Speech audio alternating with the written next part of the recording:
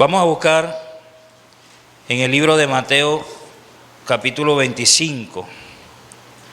Mateo 25. Hoy vamos a hablar acerca de cuáles son los requisitos para irnos con Cristo en el rapto.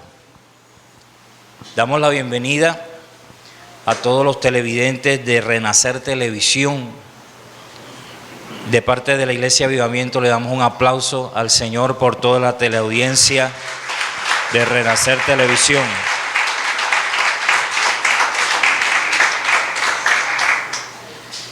¿Cuáles son los requisitos para irnos con Cristo en el rapto? En estos días he estado enseñándoles a ustedes sobre escatología, la ciencia o el estudio de los acontecimientos que están por suceder.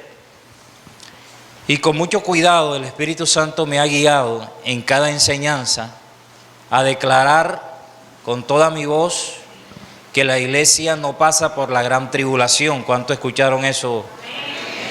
Y cada vez que lo declaré, ustedes aplaudieron, emocionados, se alegraron, porque se enteraron o recordaron que la iglesia va a ser librada del día de la gran ira de Jehová, de la gran tribulación que viene sobre esta tierra, de los juicios que la Biblia profetiza que vienen sobre los seres humanos.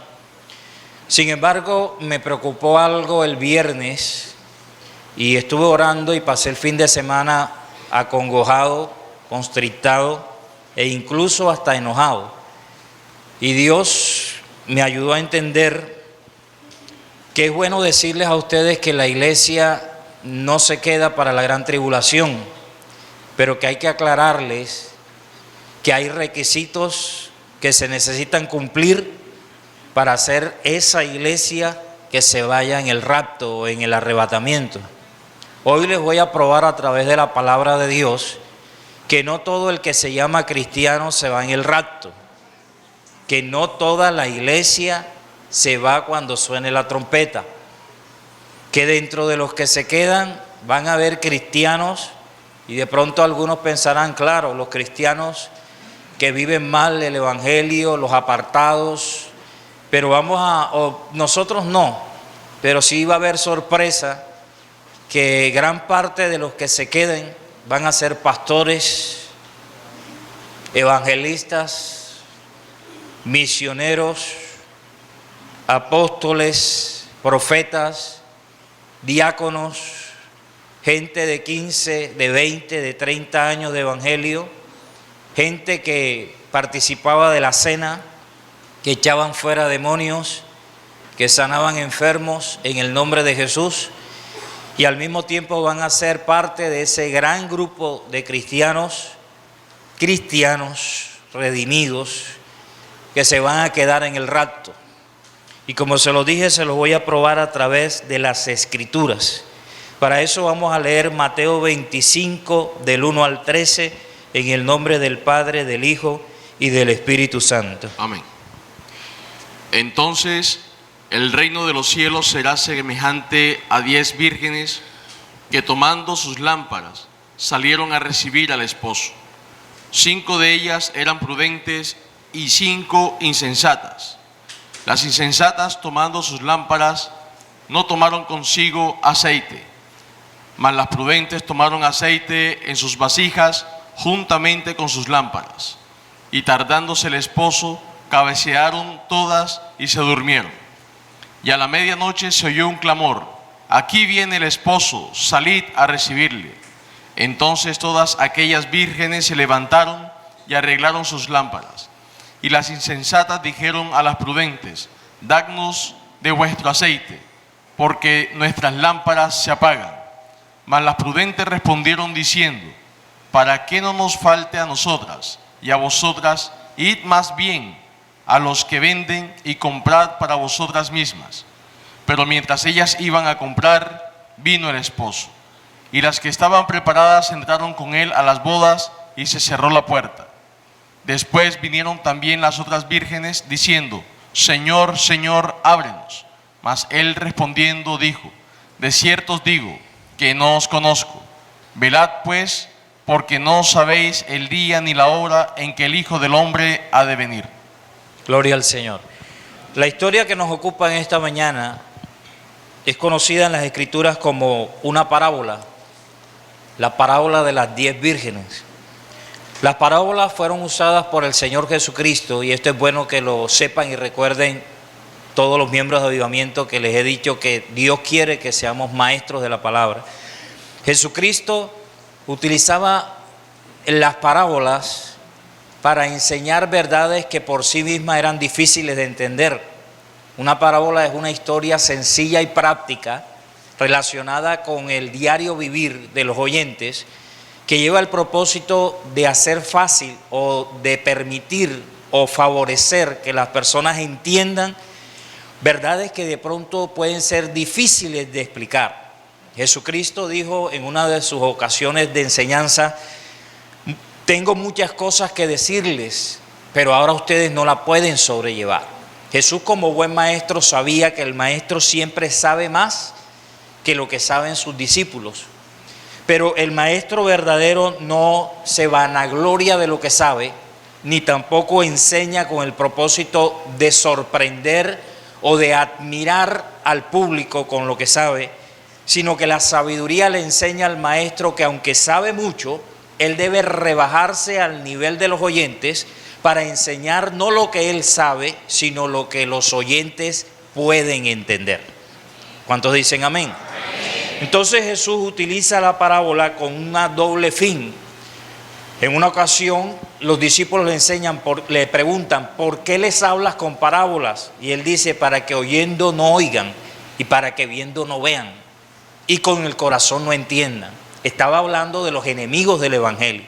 Sin embargo, esas mismas parábolas las usaba Jesús para que los discípulos pudieran entender de manera fácil, con un material didáctico asequible a ellos pudieran entender las verdades que para los malos era prohibida, pero para ellos era permitida, ya que ellos iban a ser los administradores de los misterios de Dios. Diga conmigo: misterios de Dios.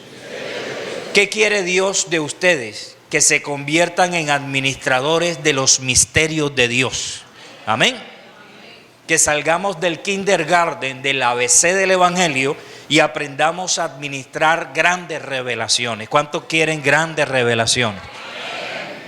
Así que él utiliza la parábola de las 10 vírgenes y comienza diciendo que el reino del cielo o de los cielos será como 10 vírgenes.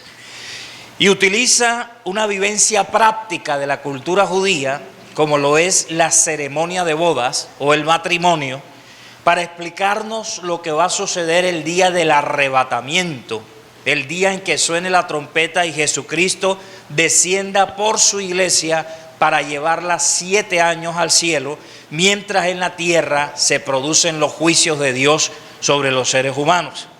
Estuvimos muy contentos y alegres al escuchar que la iglesia no va a pasar por la gran tribulación. ¿Cuántos le dan gracias a Dios por eso?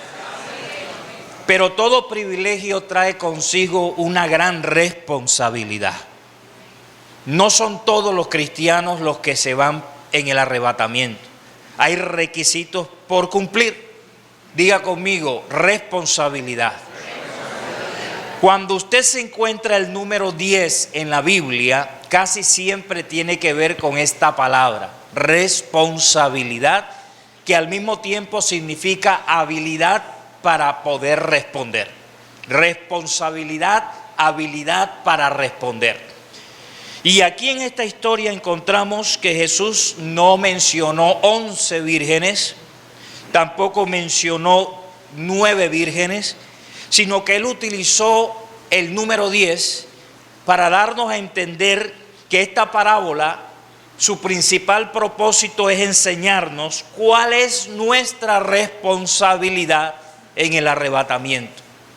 ¿Qué es lo que me corresponde hacer a mí como cristiano, como redimido, como escogido para salvación, para que el día del arrebatamiento yo me vaya con Cristo y no me quede en esta tierra a recibir la persecución y la muerte que el anticristo va a determinar para los que no se coloquen la marca de la bestia?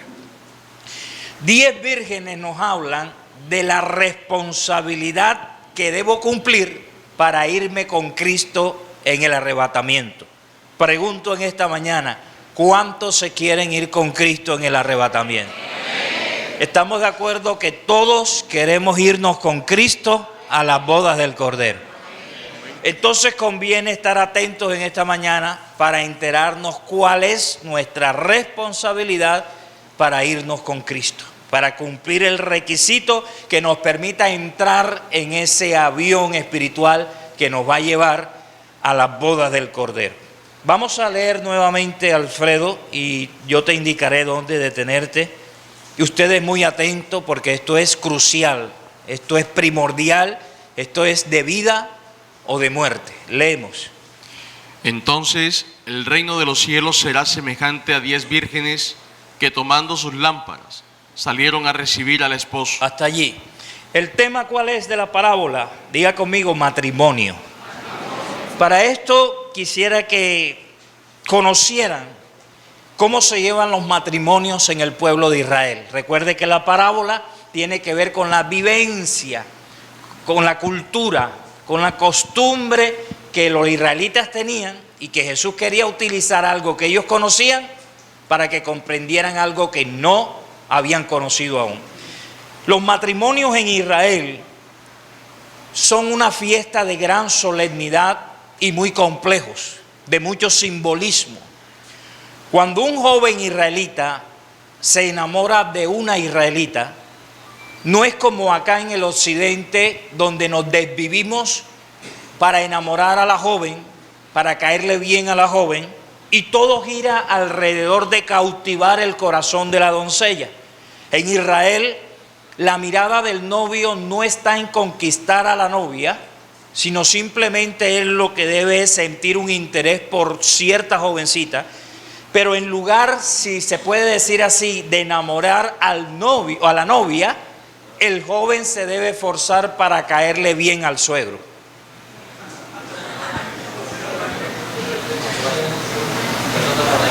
Requisito primordial para que un joven judío llegue a casarse con una judía es que le caiga bien al suegro.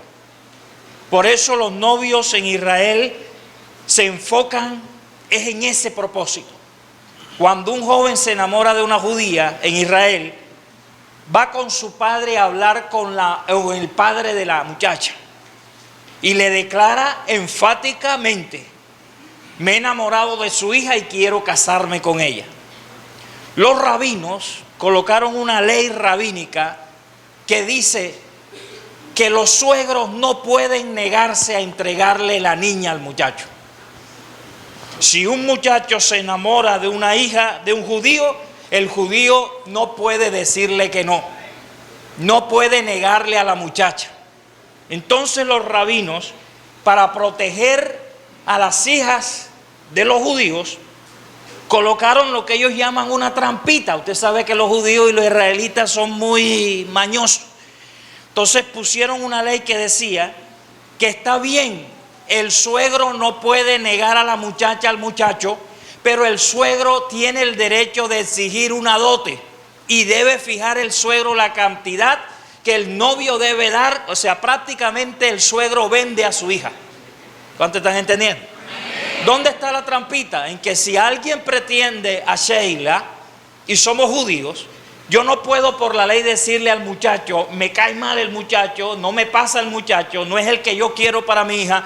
Pero no puedo decirle que no, porque la ley me obliga a entregar a mi hija a aquel que se enamore de ella. Pero entonces yo puedo hacer algo para que no se la lleve. Yo puedo fijarle un precio que yo sé que ese muchacho no puede pagar. Entonces el muchacho le decía: yo quiero casarme con tu hija. Y el suegro en su corazón decía: este no me gusta. Y le ponía una cantidad enorme que el muchacho salía triste y desistía de casarse con esa muchacha porque no podía pagar. Y la ley, los rabinos decían: no hay problema, él no le negó a la muchacha, pero realmente sí se la negó, porque él sabía que el muchacho no podía pagar. Sucede algo especial. Los cristianos ahora somos hijos de Dios, pero no siempre fue así. Los cristianos somos la novia, la muchacha, la doncella, pero que antes éramos hijos ¿de quién? Del diablo. Los inconversos son hijos del diablo. El suegro es el diablo. Y el suegro se enteró que un joven llamado Jesucristo se enamoró de su hija. Y este suegro llamado Satanás no quería entregarle a su hija a un novio como Jesucristo. Entonces se valió de la ley y dijo: está bien, tú pretendes a mi hija, pero yo voy a exigir una dote. El que se quiera casar con mi hija tiene que morir y derramar su sangre. Porque el diablo pensó que esa dote, que ese precio no lo iba a pagar nadie por su hija. Pero damos gloria a Dios que Jesucristo nos amó tanto que Él dijo: yo pago el precio. Yo pago el precio, dijo Jesucristo. El novio estuvo dispuesto a pagar el precio. Y a regañadientes el suegro tuvo que decir que sí. Entonces, vuelvo a la cultura judía. Cuando el suegro se pone de acuerdo con el consuegro y va a entregar a su hija y el consuegro dice: yo pago la dote, se reúnen en una de las dos casas y traen vino. Hoy es Santa Cena, Dios es tremendo. Y traen pan. Y nuevamente dice el consuegro: mi hijo quiere casarse con tu hija.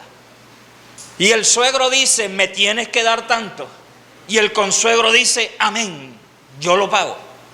Entonces el rabino toma al novio y a la novia, los bendice y los desposa allí mismo.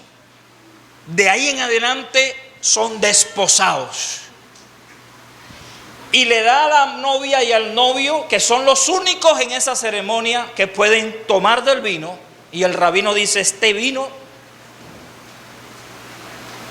representa el pacto que hoy ustedes hacen de matrimonio. Y luego le da el pan solo al novio y a la novia. Por eso en avivamiento los inconversos no participan de la Santa Cena. Ustedes ni siquiera dicen: eso no tiene que ver. Aquí en Santa Marta hay iglesias, y en la televisión he escuchado pastores que dicen que la Santa Cena se le puede dar a una visita, a un inconverso, porque es un desaire que todos coman en una reunión y no le participemos a las personas que vienen de visita. Solo el novio y la novia comían del vino y comían del pan. La Santa Cena solamente es para Cristo y para su novia, que es la iglesia de Jesucristo.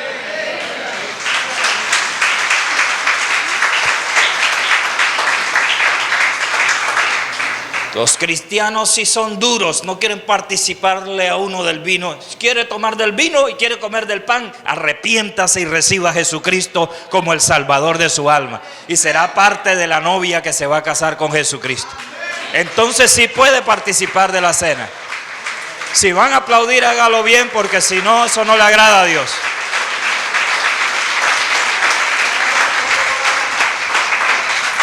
Ahora tendría que predicar otra hora para enseñarles que la cena del Señor se debe comer dignamente. Y cómo un inconverso va a comer dignamente del vino y del pan. Y dice la palabra que el que come indignamente, escuche esto porque hoy puede suceder. El que come indignamente del vino y del pan, juicio de Dios come y bebe. Y por eso algunos están enfermos y por eso otros se mueren, dice la Escritura. Por eso algunos han dormido, se han muerto y están enfermos porque comen la Santa Cena. Por eso aquellos que preguntan: ¿y por qué en avivamiento no se toma la cena los primeros domingos de cada mes? Porque nosotros no somos religiosos, nosotros nos movemos cuando el Espíritu Santo lo dice. Y si Él dice que la comamos una vez al año, una vez la comemos al año, pero sabemos que cuando la comamos va a ser sanidad para nuestros cuerpos y bendición para nuestras almas. Lo que el Espíritu diga, eso se hará. Lo que el Espíritu Santo diga, eso se hará. Volvemos a la costumbre judía. ¿Cuántos se están gozando en esta mañana con este mensaje? Una vez concertado el matrimonio, ya son esposos. No van a la cama, no consuman el matrimonio, pero ya están desposados.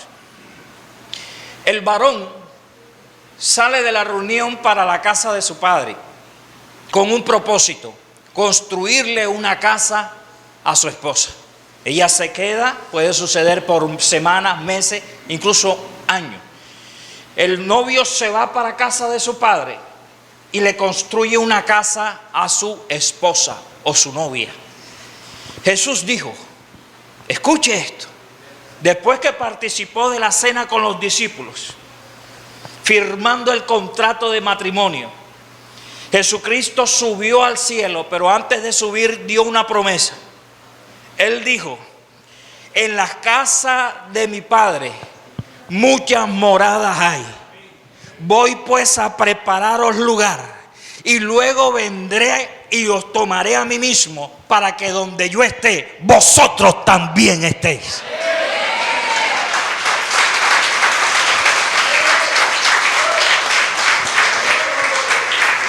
Jesús no nos abandonó, Él no nos dejó huérfanos.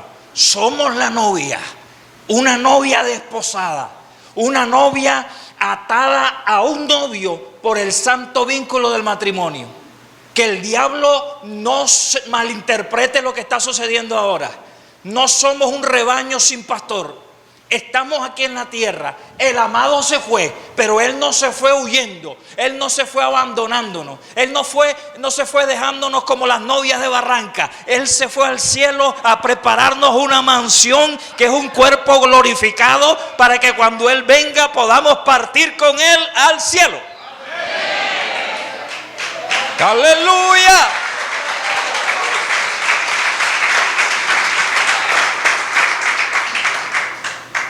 Si el padre vigilaba a su hija antes de que la desposaran, ahora iba a dormir con un ojo abierto y un ojo cerrado. Porque la ley rabínica decía que si esa muchacha le era infiel a su desposado durante ese tiempo, el padre, el suegro, tenía que pagarle 4 veces lo que el novio había pagado por su novia. Imagínense si no iba a dormir con el ojo abierto y el ojo cerrado. El padre cuidaba a la desposada para que no fuera a cometer una infidelidad. Cuando pasaba el tiempo, algo importante, la fiesta de matrimonio de los judíos dura 7 días para los rumberos. 7 días dura la fiesta de los judíos. Imagínense el dineral fuera de la dote que tenían que pagar para alimentar a todos los invitados durante 7 días. Usted sabe que la gente que va a fiesta come como el ocio. Y 7 días de fiesta demandaban un banquete grandísimo. Por lo tanto, el judío, ¿ustedes saben cuál es la fecha preferida del judío? 1 de enero.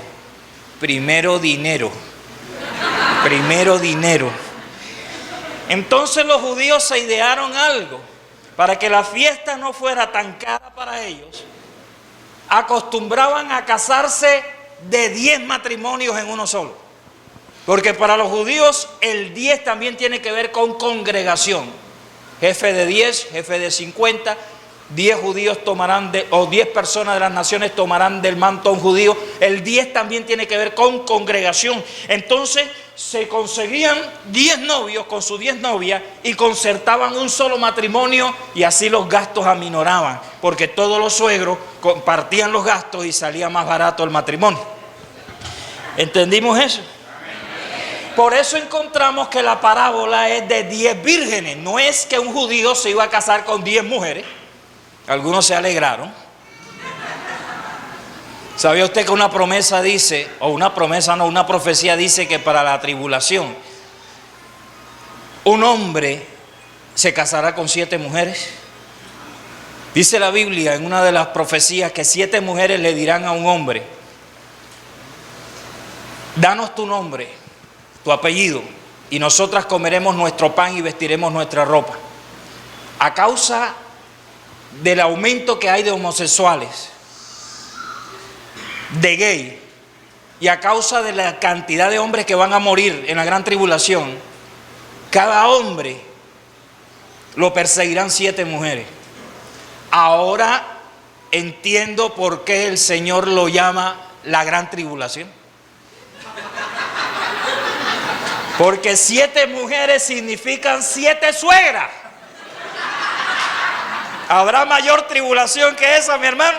Alaba a Dios en esta mañana.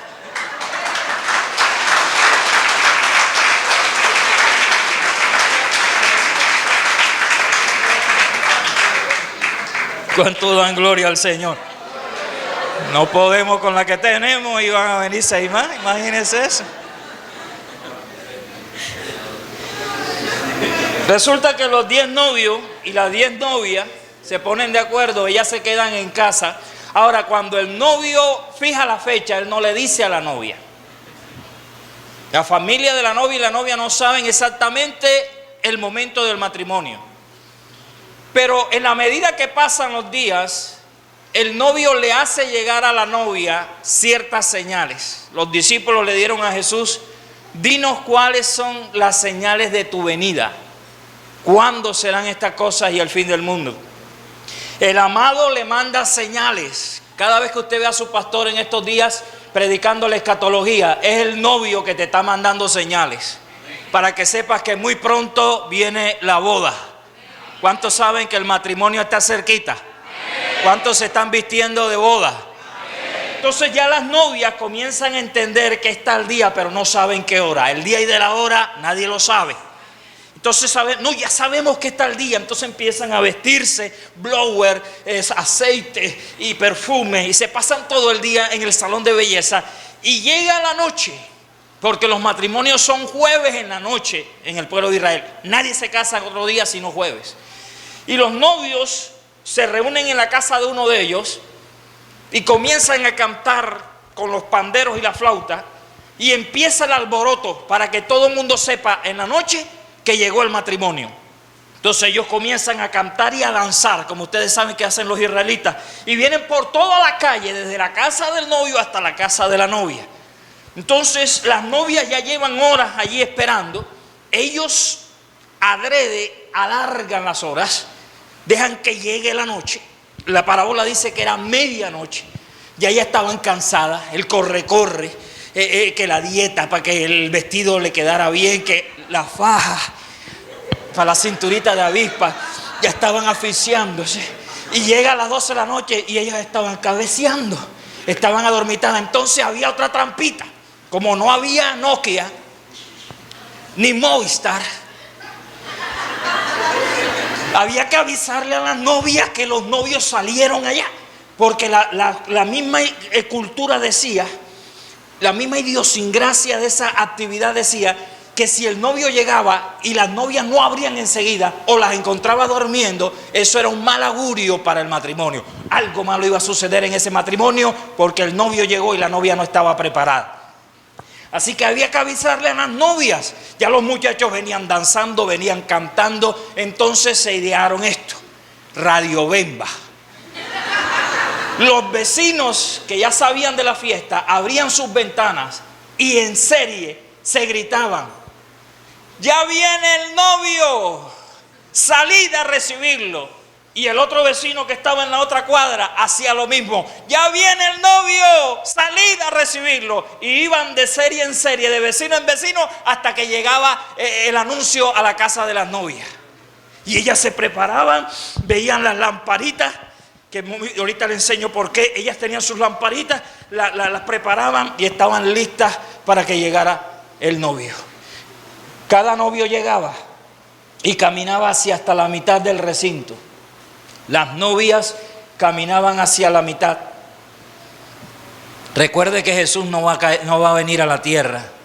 Nos encontramos con Él en el aire. La novia sube y el novio baja y se encuentran en la mitad. El novio y la novia llegan. ¿Para qué eran las lamparitas? La novia llevaba la lamparita que alumbraba de 1 a 4 horas nada más, según la intensidad de la llama. Entonces el novio, ¿cuántos recuerdan lo que le pasó al amigo Jacob con Raquel y Lea? Son 10 novios y 10 novias. ¿Cuál era el peligro? Que se casaban con la que no era. Era de noche, no había Electricaribe, solo mechones. Así que ella levantaba la lamparita para verle la cara a él. Y así es él. Por eso es la importancia de la lamparita. Y el novio levantaba el velo y gritaba a toda voz: ¡Gloria a Dios! Me dieron la que era.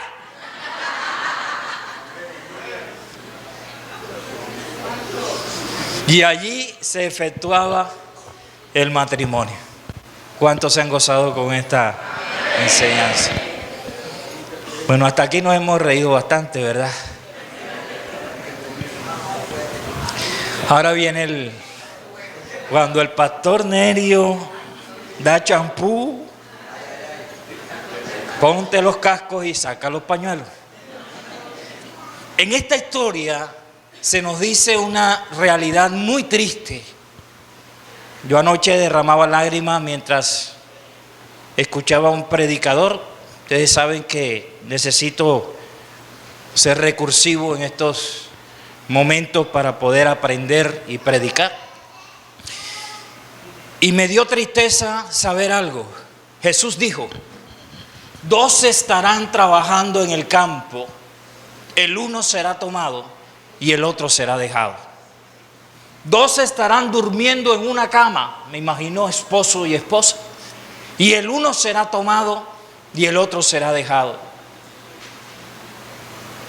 ¿Cuántos son? ¿Cuántos se van? ¿Cuántos se quedan? Diga conmigo: 50%. Y ahora encuentro que el Señor dice: son 10, pero solo 5 entran. No todas entraron, 5 se quedaron fuera.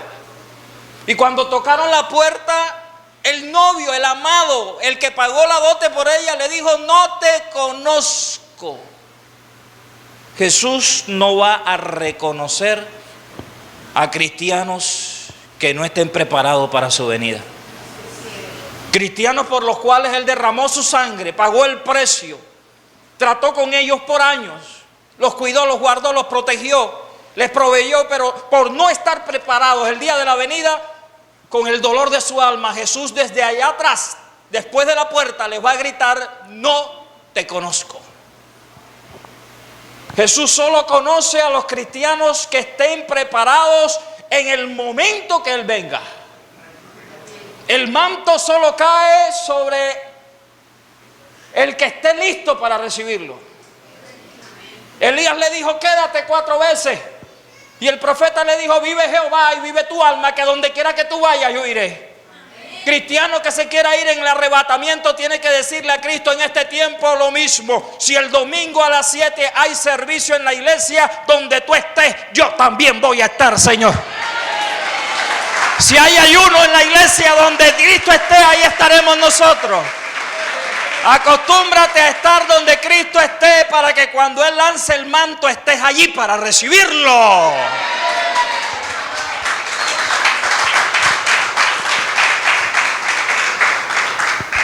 Según los estudiosos de la Biblia, esto no es casualidad. Dios está profetizando algo tremendamente doloroso para nosotros. El día del arrebatamiento, el 50% de los cristianos se quedan. El 50% de los pastores se quedan. El 50% de los concilios y de las iglesias se quedan. Solo la mitad de los cristianos van a pasar al cielo. Eso es triste. Y eso aumenta las posibilidades de que gente hoy aquí se queden. Porque 50% es una porción demasiado alta. Las posibilidades de irse o quedarse están de mitad a mitad. Entonces, ¿qué determina que tú te vayas? ¿Qué determina que el día del arrebatamiento yo pueda estar en el 50% de los que viajan con Jesús? Si prácticamente hay un pie en quedarse y otro pie en irse.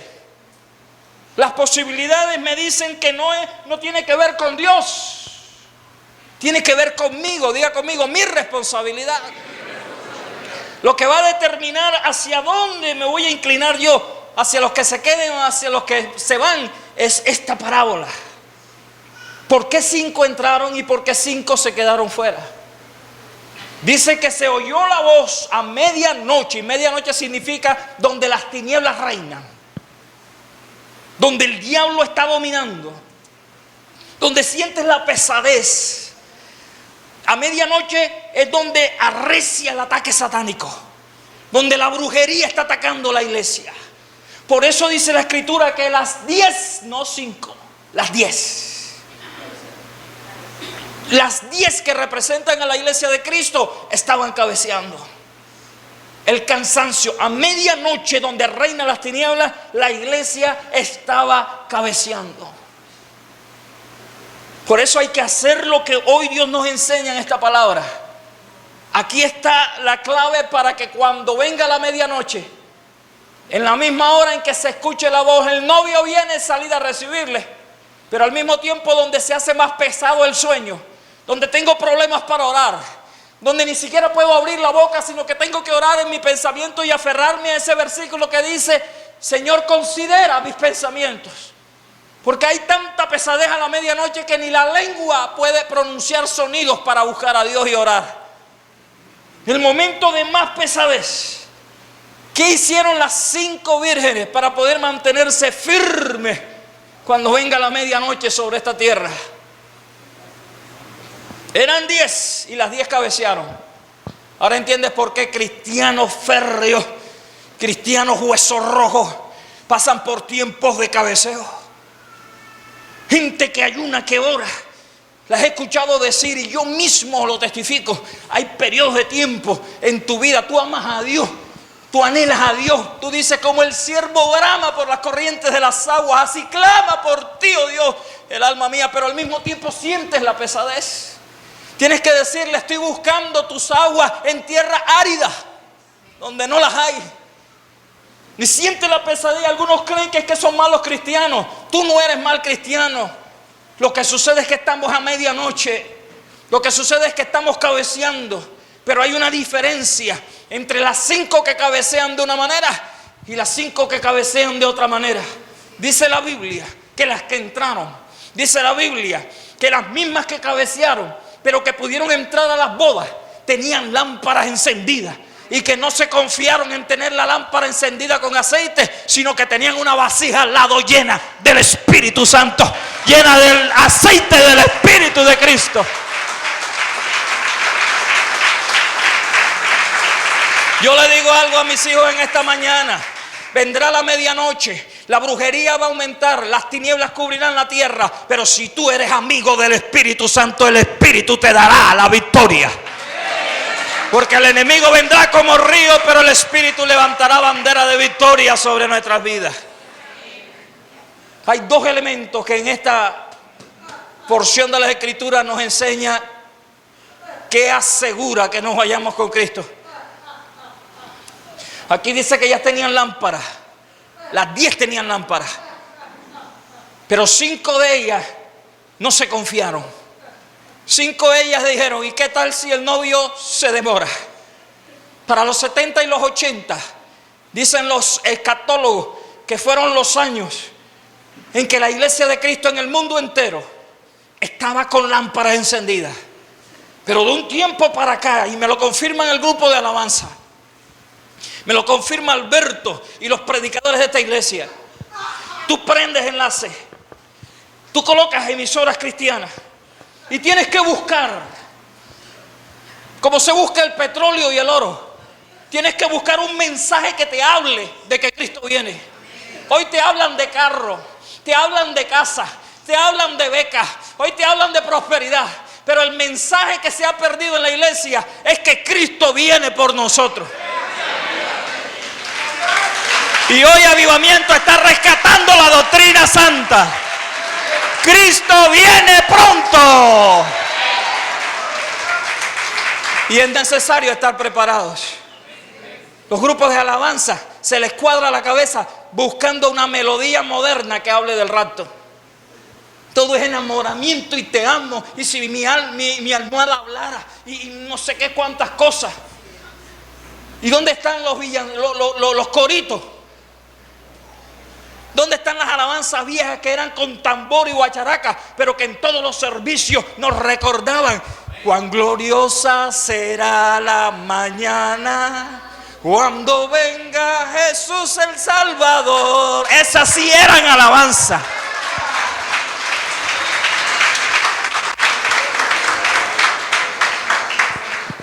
Aleluya. Hemos sacado de los púlpitos la venida de Cristo.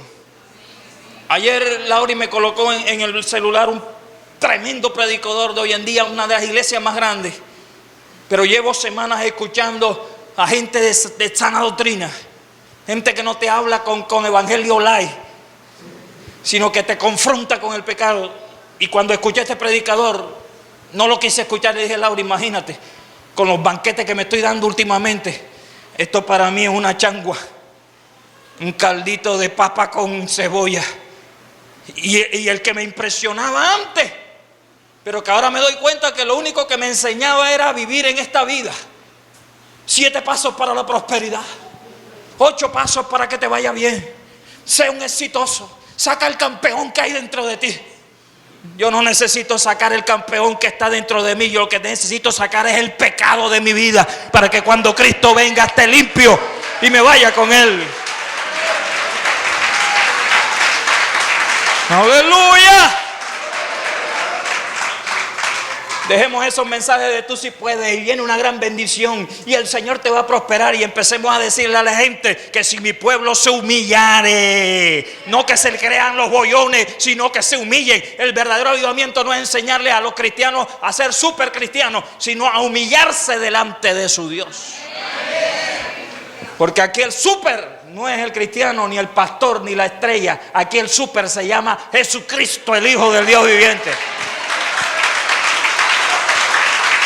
Él no es la estrella, Él hizo las estrellas.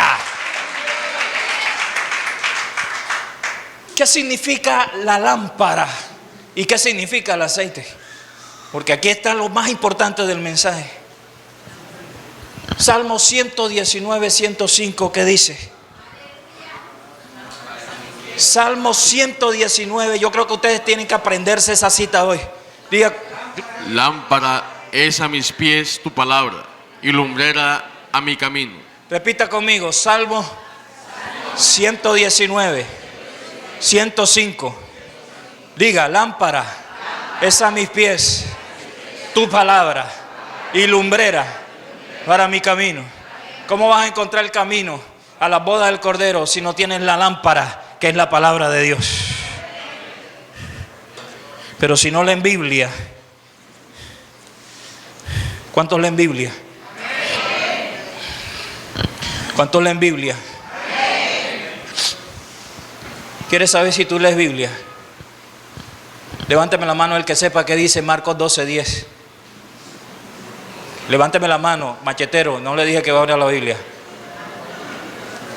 Aquí, ¿quién sabe qué dice Marcos 12:10? Ve buscándolo, Alfredo. Allá, músico, ¿qué dice Marcos 12:10? A ver, Alfredo, restrégale en la cara ese versículo a esta gente. Marcos 12:10, ¿qué dice? Ni aún esta escritura habéis leído. Ni aún esa escritura han leído. ¿Cómo será lo demás? Dile al que está al lado: oye, si quieres leer Marcos 12:10. Ni aún esa escritura han leído. Si te das cuenta que la Biblia tiene tesoros preciosos que llenan nuestra vida de gozo y de alegría. Lee Biblia, come el libro. Y hay algunos que no aplauden. En lugar de comprarte el televisor, cómprese una buena Biblia. No le gustó. Antes de comprarte el próximo vestido y la próxima camisa, cómprese una Biblia. Y de las mejores. Cuando estabas en el mundo te compraba el Whole Par. Y las mejores cervezas, los mejores vinos. Y ahora que eres cristiano, se reiría uno de ver las Biblias que tienen algunos por ahí. Maluquitas viejas, con telarañas rotas. Y tú lo ves con buenas perchas y la Biblia la traen escondida. Ya es raro ver a los cristianos entrar a la iglesia con Biblia. Ay. Ahora la Biblia la llevan en el bolso. Y los jóvenes compran Biblias chiquiticas para que nadie vea que traen la Biblia a la iglesia. Yo creo que los cristianos debemos volver a la senda antigua donde traíamos la Biblia en la mano y todo el mundo sabía que somos, aleluya, Salvaciete, María Angélico, Mujeres Maravillas, nos convertimos. Pero ahora no, ahora tú lo ves que vienen y nadie sabe que vienen para la iglesia. No le gustó. Aleluya. ¿Qué es la lámpara? La palabra, Apocalipsis 1:3. Quiero explicarle porque yo le digo, no, es la lámpara, pero ¿qué eso significa, pastor? ¿Qué dice Apocalipsis 1:3? Bienaventurado el que lee. ¿Quién? ¿Quién? Alfredo, eres un bienaventurado en esta mañana. Estás leyendo la palabra de Dios. Amén. ¿Qué debe hacer usted todos los días? Leer la Biblia. La Biblia hay que leerla. El tiempo que te demoras viendo a Pancuarta, enterarse de que Parquito se la está haciendo con Chimoltrufia en la novela, dedícale ese tiempo a la palabra de Dios. Y la factura de Electricaribe te va a venir más barata, porque apagas el chócoro ese. ¿Qué más son los bienaventurados? Los que leen. ¿Y qué más? Y los que oyen las ¿Cuántos palabras. bienaventurados hay en esta mañana aquí? Ahí dice que el que oye la palabra de Dios es un bienaventurado. ¿Y sabe qué significa bienaventurado? 3 veces dichoso. En esta mañana ustedes son 3 veces dichosos porque están oyendo palabra de Dios. Avivamiento, eres bienaventurado. Así que hay que leerla y hay que escucharla. Coloque audiobiblia en su celular y en su computador. Cuando se canse la vista, para que no se dañe la retina, colocan Biblia en audio y usted está oyendo y está leyendo. ¿Qué más? Y guardan las cosas en ella escritas. ¿Qué significa guardar la palabra? ¿Coger la Biblia y meterla en el closet? ¿O en la cartera? Guardar la palabra es memorizar las escrituras en la mente y en el corazón. Así que llevar la lámpara encendida tiene que ver con leer la Biblia de noche, de día. Medita en ella, dice la escritura. Y además de leerla, tengo que escucharla. Para aquellos que dicen, no, el Espíritu Santo es mi maestro, yo no necesito ir a Seincap. Yo no necesito que Alberto me enseñe la palabra de Dios porque a mí me enseña el Espíritu Santo. Claro que el Espíritu me enseña cuando la leo, pero yo necesito que alguien me la hable para escucharla. Porque la fe viene por el oír y el oír viene de la palabra de Dios. Cuando usted escucha a alguien, hoy en esta mañana hay gente aquí que va a salir empoderada con la fe necesaria para vencer al enemigo, porque están escuchando a su pastor predicar palabra de Dios. Que estas palabras os penetren en vuestros oídos, dijo el Señor Jesucristo. La Biblia hay que escucharla. ¿Quieres que tus hijos se conviertan? Háblales palabra de Dios. No le digas pedazo de pelado, malcriado. No, eso no es lo que convierte. Lo que convierte es que le diga, la palabra de Dios dice, hijo mío, que escuches el consejo de tu padre y la amonestación de tu madre, porque son collares a tu cuello y corona para tu cabeza. Y de pronto vas a sonar muy cursi y los hijos se van a reír, pero la palabra de Dios es martillo que quebranta la piedra y espada de doble filo que penetra el corazón de tus hijos. Y tarde o temprano te van a decir a tus palabras, amén.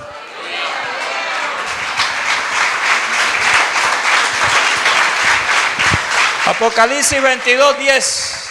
¿Qué más es llevar la lámpara encendida? 22:10. Y me dijo, no selles las palabras de la profecía de este libro. ¿Qué significa no sellar? Si yo sello mi Biblia ya no la puedo leer. Si yo sello la Biblia ya no la puedo estudiar. Pero Dios, la palabra sellar también significa no dejes de compartir lo que estás aprendiendo. No le gustó. Tú lo ves, cristianos de hoy.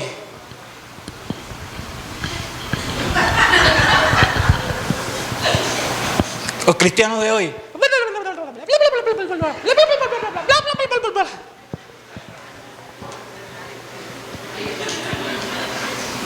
chatean hasta 3 horas.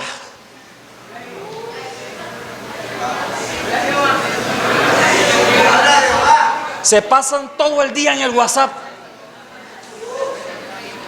Le va a salir una hernia en los pulgares.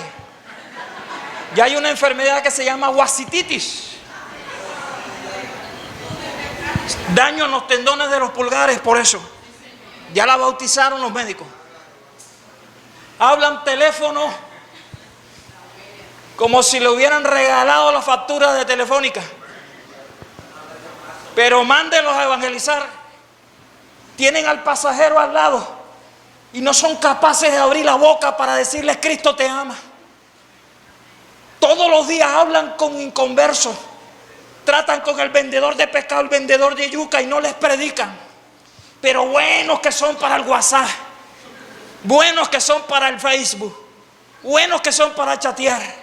Esa energía que estás desperdiciando en las redes, utilízala para pregonar el evangelio de salvación. Predica la palabra de Dios a tiempo y fuera de tiempo. Redarguye, reprende, exhorta.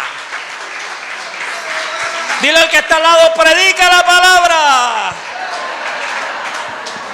Cristianos que se van en el arrebatamiento son los que continuamente, como un cerdo comiendo basura, como un animal revolcándose en el barro. Tal vez usted lo que le doy, pero si usted tiene sabiduría va a entender lo que le estoy diciendo. Con el ansia en que el cerdo se revuelca en el barro y come la basura, así también un cristiano tiene que devorar la Biblia, tiene que comer la Biblia, tiene que masticar la palabra de Dios. El ángel le dijo al varón: come de este libro.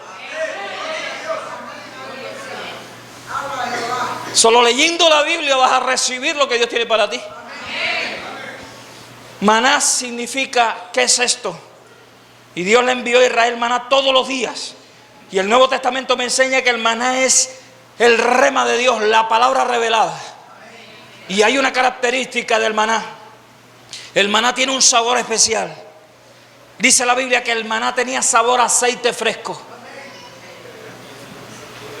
A los que están allá atrás se lo repito: el maná, que es la Biblia, tiene sabor a aceite fresco. ¿Cuántos quieren ser ungidos aquí? Ya somos ungidos, pero ¿cuántos quieren más unción? Come Biblia. La Biblia sabe a aceite fresco. La Biblia sabe a presencia de Dios. La Biblia sabe a poder de Dios. El que lee Biblia se empodera. Yo nunca he ido a un instituto bíblico. No tengo credencial de pastor. Nunca fui, y no estoy diciendo, yo lo he puesto aquí. No estoy en contra de eso. Pero ¿quién me dice aquí que yo no conozco Biblia? Ahorita escuché a alguien que se puso a llorar predicando, mientras que otros tienen que predicar 1 hora y poner las manos y reprender y se le infla la vena para que la gente llore. Yo tengo el privilegio de parte de Dios que predico la palabra de Dios y la gente es sanada y la gente es quebrantada y la gente se pone a llorar en medio del mensaje. ¿Sabe por qué? Porque cuando yo como maná que sabe a aceite, en el momento que ese maná sale de mi boca, sale con aceite, sale con poder. La palabra encendida es leer la Biblia, oír la palabra de Dios, guardar la palabra de Dios y no ponerle sello, sino que lo que yo recibo se lo entrego a las personas. ¿Quieres ser un excelente predicador? No le pongas sello a lo que tú aprendes. Nerio Castro, cuando comenzó, estaba encerrado en un cuarto todo el día leyendo la Biblia. Le hice un mausoleo a mi Biblia. La tenía en una repisa, en una cómoda en mi cuarto. Y leía Biblia, Biblia abierta. ¿Sabe cuál es la mejor Biblia para entenderla? Open Bible. ¿Sabe qué significa Open Bible? Biblia abierta. ¿Cómo vas tú a entender la Biblia si la Biblia está cerrada? Yo tenía la Biblia abierta todo el día. ¿Qué pasa? Que el ser humano tiene una particularidad. ¿Sabe cómo se llama? Chismoso. Entonces yo me aproveché de lo chismoso que soy y puse la Biblia abierta. Y hay una tentación que tú no soportas. Es ver una carta abierta. Es ver un escrito. Y la Biblia abierta te llama. Tú dices: oye, vamos a ver para en qué queda. Diga conmigo: Open Bible. Biblia abierta, la mejor versión que tú puedes encontrar de las Sagradas Escrituras. Y yo salía del cuarto y ¿sabe qué era lo primero que yo hacía? En un tiempo en que los predicadores se guardaban los mensajes. No lo voy a decir porque después lo predican primero que yo. Voy a defender mi derecho de autor. ¿Qué derecho de autor? Ni qué pito, ni qué flauta. Los predicadores no tenemos derecho de autor. Todo lo que Dios te enseñe, tú tienes que enseñárselo a los demás. Porque entre más sabiduría tiene el predicador, más sabiduría se le entrega al pueblo. ¿Quieres aprender Biblia? Entrega lo que Dios te dio. Si tú tienes un versículo y lo compartes, hay una ley en el reino de los cielos que dice que lo que tú das, Dios te lo devuelve multiplicado. ¿Quieres aprender rápido la Biblia? Compártela, no le pongas sello a la Biblia. Le dijo el Señor a Juan a través de su ángel: no sellen las palabras, porque el tiempo del fin está cerca. No quiero gloriarme, pero la Biblia dice que el poder de Dios se perfecciona en mi debilidad. Aquí nadie sabe lo que yo estoy pasando. Tienen una vislumbre, pero le aseguro que poquitos harían lo que el Señor me está permitiendo hacer a mí. Prácticamente yo estoy saliendo de mi cuarto y de mi casa para venir al púlpito a predicar. Mis ojos rechazan la luz del sol. Si yo salgo y el sol me da mareo, náusea, y tengo que ir directamente al baño a vomitar. Tengo que estar en un cuarto oscuro todos los días, con una cortina bien oscura. Llevo semanas y meses en eso. Y el médico me dijo que eso no tiene cura. Para el hombre, para Dios sí tiene cura. Pero con todo y eso, si Dios permite que ya el resto de mi vida tenga que pasar por esto, le doy gloria a Dios, porque Pablo me enseña que de buena gana me gloriaré más bien en mis debilidades. Porque el poder de Dios se perfecciona en mi debilidad. Cualquier otro ministro guachi de estos tiempos estuviera ahora: ay, Lauri, predica tú porque ya yo colgué los guayos. Aquí el único que cuelga los guayos es el diablo. ¡Aleluya!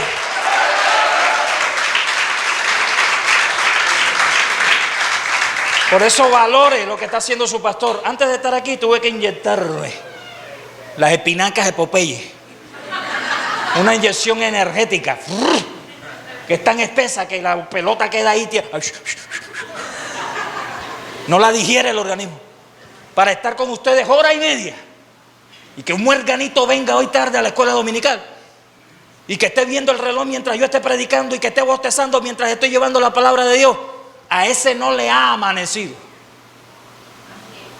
Porque las cosas hay que valorarlas por el precio que hay que pagar por ellas.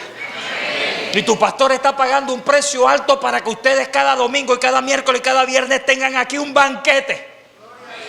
Ustedes están siendo alimentados con maná del cielo, con pan de príncipe, con el maná escondido. ¡Aleluya! Por lo tanto, si quieren valorar lo que Dios está haciendo a través de mí, cada palabra que reciban del pastor Nerio, vayan y llévenla. No le pongan sello a la palabra de Dios. Con un solo requisito. Versículo 19. Y si alguno quitare de las palabras del libro de esta profecía, Dios quitará su parte del libro de la vida, y de la santa ciudad, y de las cosas que están escritas en este libro. Diga conmigo, la palabra de Dios. Hay que leerla, hay que oírla, hay que predicarla, hay que memorizarla, pero no hay que adulterarla. ¿Cuántos entendieron eso? La advertencia que nos da Apocalipsis es: no le quites a este libro. No le quites nada a este libro, porque ¿qué le pasa a lo que le quitan? Dios quitará su parte del libro de la vida. ¿Qué será eso? Quitará su parte del libro de la vida. Le dejo esa tarea a los escatólogos y a los predicadores, porque estoy aprendiendo y he encontrado dos pensamientos diferentes. ¿Se pierde la salvación o no se pierde la salvación? No conteste por contestar. Fundaménteme su respuesta en la palabra de Dios, porque hay dos corrientes y todavía no he encontrado la verdad. ¿Se pierde o no se pierde? Ahí dice que el que le quite a este libro, será quitada su parte del libro de la vida. La pregunta es: ¿cuál es esa parte en el libro de la vida? No conteste sin tener fundamento bíblico, porque está haciendo precisamente lo que le está diciendo ahí. Usted no le ponga la Biblia, ni le quite la Biblia según sus conceptos. Si usted quiere tener la lámpara encendida cuando Cristo venga por usted, tiene que ser fiel a la revelación bíblica. Le doy un consejo: calle cuando la Biblia calle y hable cuando la Biblia hable, porque no todas las respuestas Dios las ha dado. Hay preguntas que no tienen respuesta, porque la Biblia dice que cuando venga lo perfecto, y lo perfecto no ha venido. Cuando venga lo perfecto tendremos respuesta para todo. Por eso, ministros, no caigan en esa cascarita de guineo. Un ministro de la palabra no debe tener respuesta para todo. Eso es imposible en este tiempo. Porque por eso es que tú ves tanta gente.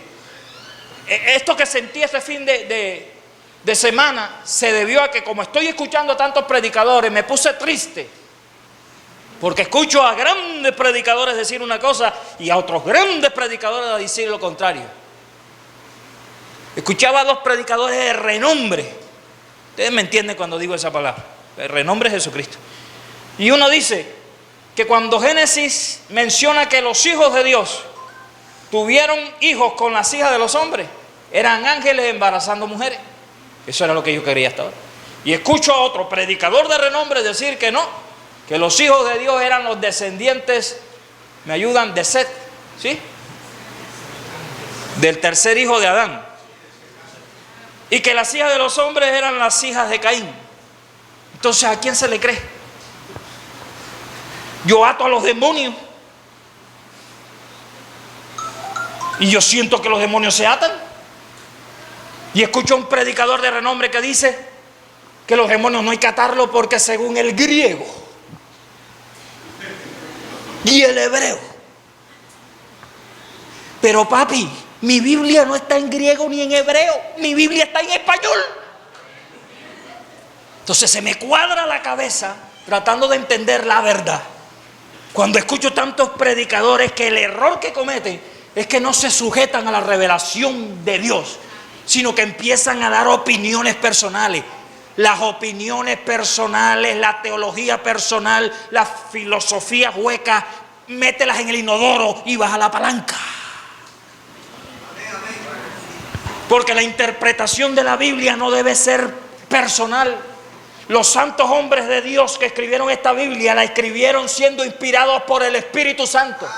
El maestro de la Biblia es el Espíritu Santo. Y el único que debe dar el significado de la Biblia es el Espíritu Santo. Por lo tanto, antes de decir la Biblia significa esto o quiere decir esto, tenemos que doblar rodillas y entregar nuestro corazón al Espíritu Santo, quebrantar la carne con sus pasiones y deseos para que el Espíritu te hable y le puedas enseñar a la gente no lo que el hombre dice, sino lo que Jehová dice.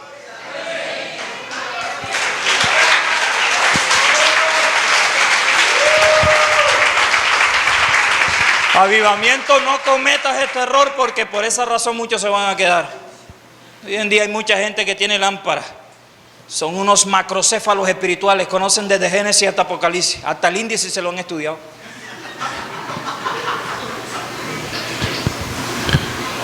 Aleluya. Tú vas a comprar una Biblia en la librería y oye, ¿dónde está la Biblia? Abres el libro, comentario de no sé quién, comentario de no sé quién. Y por acá en un cuadrito, ahí están los versículos bíblicos. Jehová reprenda al diablo. ¿Cómo le van a dar más importancia a los comentarios? Los comentarios son de hombre, de carne y de sangre. La sabiduría humana es diabólica, infernal. Dios prende a los sabios en su sabiduría. No me gusta la gente que cree que son dueños de la Biblia. ¿Por qué alguien me va a decir que yo no puedo atar? Y si no ato al demonio y el demonio me enferma, él me va a pagar el pato. Y si no ato a los demonios dañan a la iglesia y acaban con avivamiento, ese pastor me va a dar su iglesia. Si él no quiere atar, que no ate. Yo respeto su doctrina y su teología, pero que me respete la mía. La Biblia me dice a mí que todo lo que atare en la tierra, Dios lo atará en el cielo.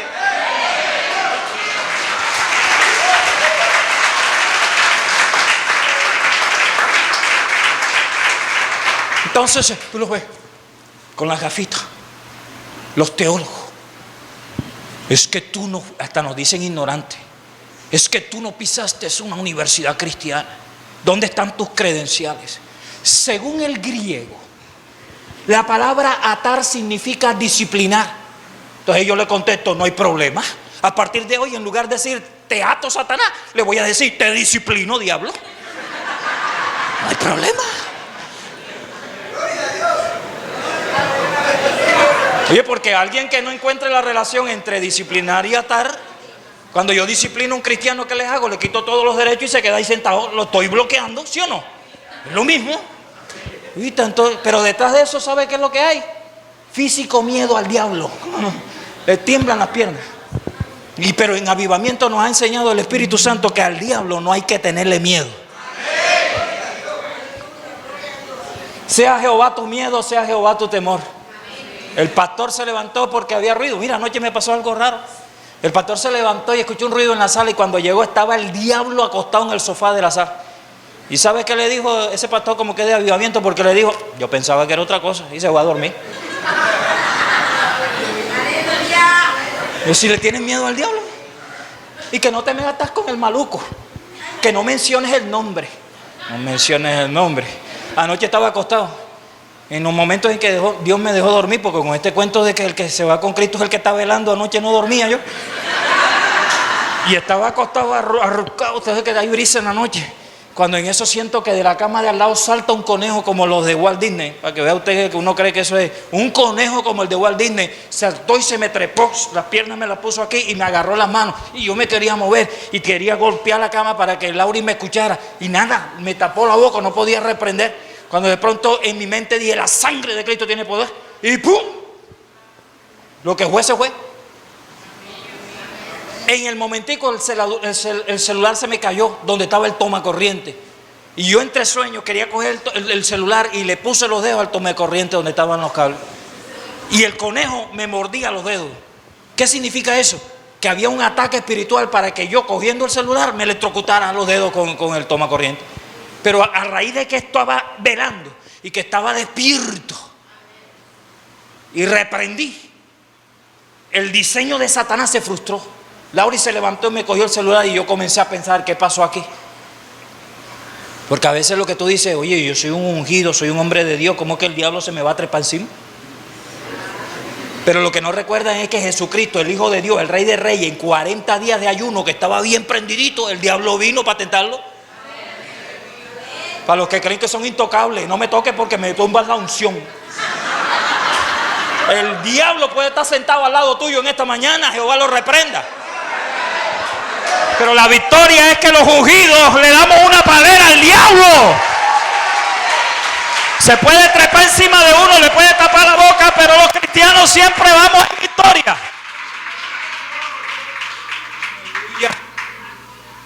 Oye, no sé ni qué hora es, ni quiero preguntar tampoco. Yo me guío cuando veo un montón de gente en la terraza.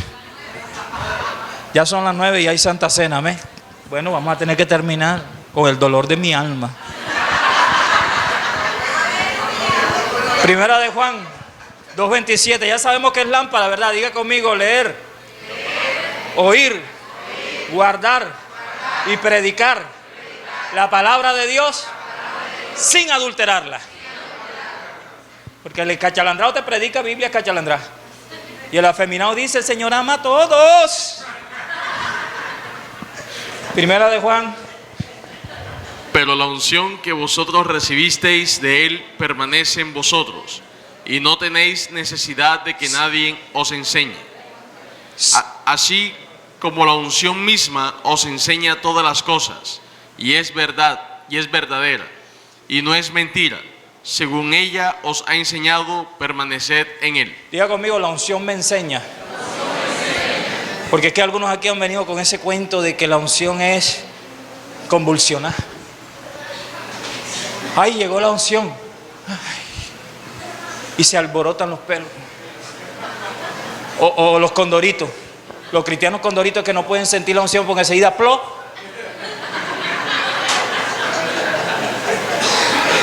Y creen que unción es que se revuelquen o que vomiten. Hay gente que vomita y no es liberación.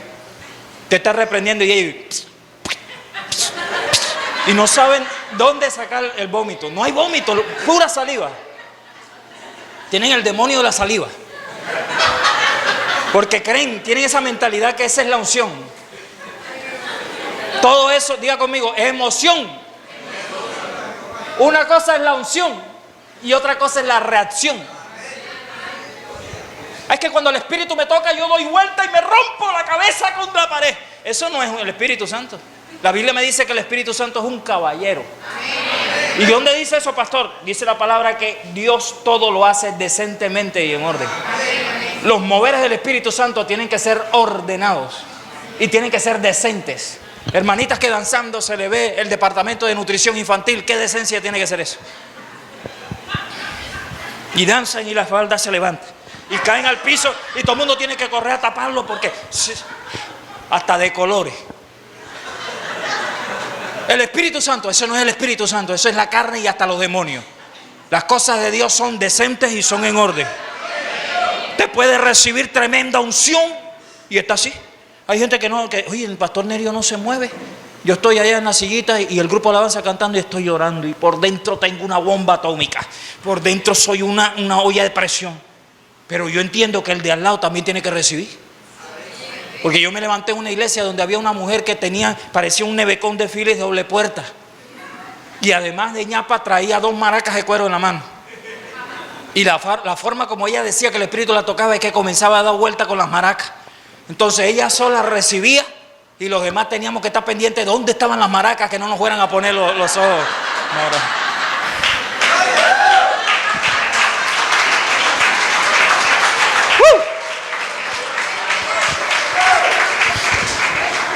Si vas a recibir, recibe tú. Aquí yo veo hermanos que bailan cumbia. ¿Usted no lo ha visto? El Espíritu está tocando y ellos están. Ahora escucha esto. Pastor Nerio está en el altar. No baila cumbia en el altar. ¿Y por qué Carrizo no puedo bailar en el altar? Religioso. Si leyeras más Biblia supieras que la Biblia dice: ha cambiado mi lamento en baile, no en danza, en baile. Tú te reirías de mis tiempos de oración con Dios. Yo me agarro de la cintura de mi Señor y bailo con Él en mi cuarto. ¡Ay, aleluya! Y si quiero bailar un vallenato con el Espíritu Santo, lo bailo. Porque Él ha cambiado. Yo he sufrido tanto que ahora Dios me da el lujo de cambiar mi lamento en baile.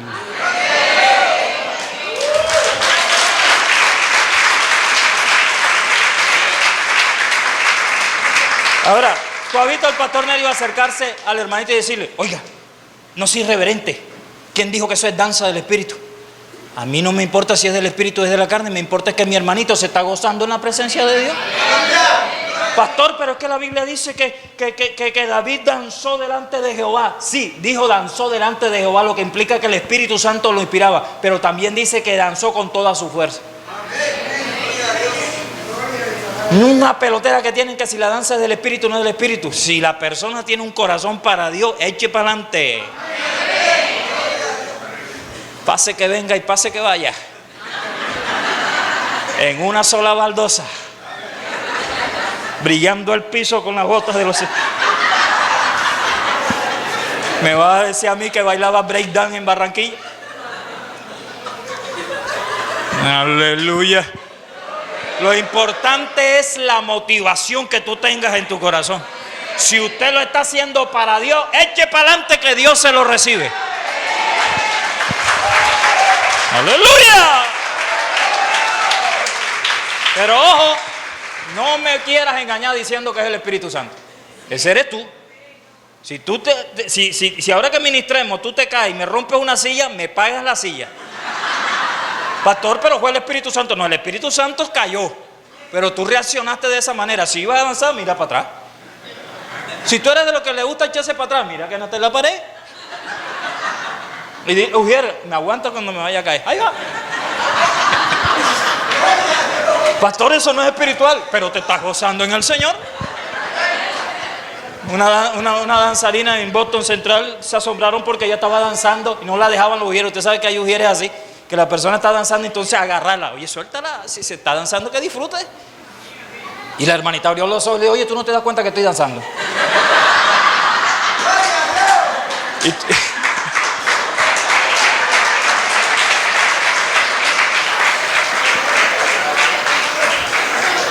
Seamos sinceros en esta mañana. Aquí hay gente que ha caído al piso bajo el poder de Dios. Y cuando siente que alguien lo tropieza, se levantan y abren los ojos y agarran. Ay, no estabas en trance. No estabas allá en el tercer cielo. Yo he caído al piso, pero yo no pierdo la conciencia. Yo estoy consciente de lo que está pasando alrededor mío. Entonces tú lo ves que caen al piso y espepitan los ojos y tú están los ojos blancos. Diga conmigo, debo hacer todo decentemente y en orden. Entonces, ¿cuáles son los dos elementos que permitieron que las 5 vírgenes entraran a las bodas? Lámpara, ¿qué es qué? Leer, oír, guardar, predicar y no adulterar la palabra de Dios. Esos son los requisitos para irse. Y el segundo, ¿cuál es? El aceite. O sea que sencillo, si quiero irme con Cristo, yo tengo que ser una persona fundamentada en la palabra y lleno del Espíritu Santo. Si usted es amigo del Espíritu Santo, y mire lo que dijo Alfredo, la unción os enseña. Antes de cualquier otra cosa que quieras hacer con el Espíritu Santo, lo primero que Él quiere hacer contigo es enseñarte. Él es tu maestro. Entonces, si yo estoy lleno del Espíritu Santo y mi vida está fundamentada en la palabra, no te preocupes porque el día que suene la trompeta te vas con Él. Te vas con Él. ¿Sabes por qué? Porque la palabra y el Espíritu producen algo bien importante en tu vida. La palabra y el Espíritu Santo hacen morir las obras de tu carne. Escucha lo que estoy diciendo, no te estoy diciendo 7 días de vigilia ni 40 ayunos. Hay gente que después de 40 días de ayuno está más vivito que un camagüey. Pero si yo me fundamento en la palabra y me lleno del Espíritu Santo todos los días, mi cuerpo va a estar muerto al pecado. Voy a ser un muerto viviente. ¿Qué significa, pastor? Mi carne va a estar bloqueada. La palabra y el Espíritu bloquean la obra de mi carne. Entonces Jesús dijo, el día que yo venga por mi iglesia, yo voy a venir hasta la mitad del recinto, hasta el cielo ahí, en las nubes, y voy a dar la orden a mis ángeles que bajen. Mis ángeles son las águilas, y donde quiera que esté el cuerpo muerto, allí se juntarán las águilas. Los ángeles van a venir a recoger cristianos que estén muertos a la carne, muertos al mundo, muertos al pecado. Si en esta mañana tú estás vivo a una de esas 3 áreas, si la carne, el mundo y el pecado todavía dominan tu vida, no estás muerto, estás vivo en la carne. Y un ángel no va a poder venir a ti porque las águilas buscan solo los cuerpos muertos. Donde quiera que esté un cristiano muerto al mundo, al pecado y a la carne, allí se juntarán las águilas y tomarán a ese cristiano y lo llevarán al aire para que tenga un encuentro personal con Jesús. Y así estaremos con Él. Por tanto, alentados con estas palabras, debemos estar preparados para el día de su venida. No te confíes. Las 5 que no entraron, ¿cuál fue el pecado más grande? Se confiaron. Ellas dijeron, ese poquito de aceite me sirve. Y se les acabó el aceite. Y cuando vino el novio, vamos a buscarla, denme de su aceite. Ellas le dijeron, no, se nos acaba, compren el de ustedes, vamos a buscarla. Y cuando trajeron el aceite, ¡ay! El novio entró y la puerta se cerró. Cuidado, porque antes de que Cristo venga va a haber un anuncio. Ya viene el esposo, salid a recibirle. Y uno de los cristianos, ese 50% que no está preparado, va a decir, ¡ay! Ya viene Cristo, voy a ayunar, voy a llorar, voy a buscar de Dios, voy a leer la Biblia. Pero será demasiado, porque cuando alcancen el nivel para irse, se encontrarán que ya Cristo se fue y se llevó a su iglesia. Y tú que tenías los mismos derechos para irte, te quedaste. porque estás actuando con mucha confianza. Peco y yo sé que el Señor me limpia con su sangre. Voy tarde a la iglesia y qué importa que el pastor me tire puya desde el púlpito. El miércoles no voy a ir, estoy cansado. El viernes tampoco porque voy a lavar el carro. ¿Te estás confiando? Cristo viene en cualquier momento. Y va a venir cuando menos lo esperes. Y cuando Él venga, los que no se vayan con Él, los que no estén preparados, con el dolor de su alma, les va a decir desde adentro: no te conozco. Las vírgenes lloraron y clamaron para que le abrieran la puerta y la puerta estaba cerrada. Aprovecha que la puerta está abierta ahora. Porque si el 50 se queda, las probabilidades son alarmantes. Estamos en la mitad. Tú decides para qué lado te vas. Hay gente que hoy no van a poder comer la Santa Cena porque no están preparados. Como la coman, juicio, comen y beben. Porque como no sabían que había Santa Cena, vinieron escachalandrados. Antes de venir pelearon con la mujer. Dijeron groserías, maldiciones. Algunos están pecando y están aquí. Tú lo ves con una cara de santurrones que tú te comes el cuento. Y se gozaron la prédica. Y Dios les habla y como que no es conmigo. Así como la Santa Cena te cayó de sorpresa, así va a ser la venida de Cristo. Y el que no esté preparado, no se va. No te vistas, que no va. Aunque la mica se vista de seda, mica se queda. Y si estás mal, estás mal. Porque a Dios no lo engaña. Colócate de pie.